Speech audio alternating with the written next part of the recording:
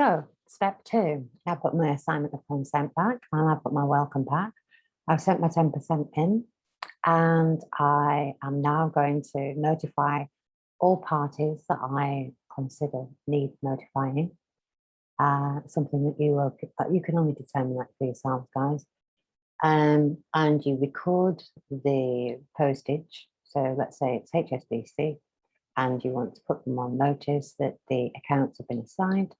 You simply send the assignment of consent with a Schedule A terms and conditions, if you like, to the CEO of that particular corporation. And they have to then come to us regarding the settlement of any accounts. Now, where do we get the authority from for this? They wrote this, Mercantile Law Amendment 5, go and read it. That's probably step 2.5. And the whole reason of this, doing these steps like this for you, is so that you can actually show some due diligence, because you're supposed to be able to exemplify this yourself. Any situation may arise, so you know exactly what it is that you did and the standing that each step gave you. So there's a video already, if you have a look, to go, what do I do about signing my council tax? You need the electricity, gas and water and any utilities being put into the name, the title of Minister and them.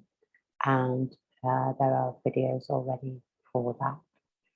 Then you can move then into the next step, which is assigning your right of use of your conveyances and any property, assets, accounts, other accounts that you might have, shares and businesses at this point into the trust ledger roll.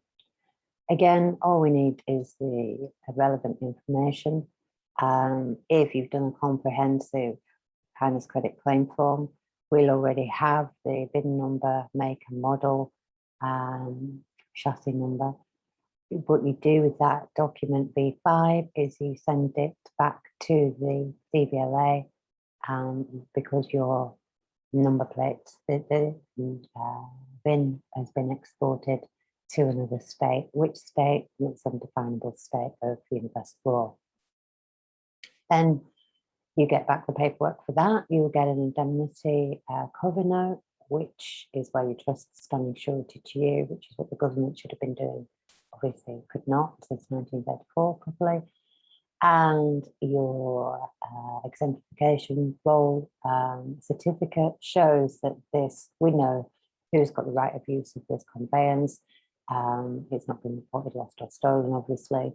And all of that data is going into the website under Big Blue Asset Management. And exactly the same way that people can check number plates and see whether the police cars have got MOTs on, which most of them haven't. You can do a number plate checker with the exemplification roll, and you'll be able to see that, yes, it has had a road safety certificate, because the party who's got the right of use of it wouldn't use it without being the discerning individual they are. So they've gone down to their garage with a road safety certificate. The guy turns around and says, I can't do an MOT on that because it's not a DVL plate. Well, I don't want you to do an MOT. I want you to do something much better than an MOT. Here you go. I'd like you to do all of those checks on my conveyance, please, so that my conveyance is valid for travel purposes. And so it's like a rose by any other name would smell as sweet. It's the same thing, but better. It isn't going to incriminate you through doing it. And you have got a piece of paper and it is recorded somewhere to say that, or we're all satisfied that the steps have been taken to ensure that this conveyance is safe to go and be used. What else do you get? You have the indemnity covenant and your exemplification. And obviously you've got your Minister and Ven ID card, and that's all you need. The other part that you can do is the assigning of your right of use of the property. You fill out a blank TR1 document. We'll take you through the steps of how to do that specifically. This is just an overview of where you are with the steps and when you do them. And you get back the right of use. The equity is assigned into a trust, and the value of the equity is discharged off against the debt that is owed to you all by Her Majesty's government and agents thereof. You get a big loss management adjustments document that shows the discharging of that amount of debt, the value of the right of use, and you get something called quiet title. For quiet title definition, we're going to have a look at Black Law's dictionary, and you determine it for yourself as to what legitimacy it is that we are performing here. And then when you put all of those parts in place, then you can start to look at the restoration of rights of the creditors or into the community.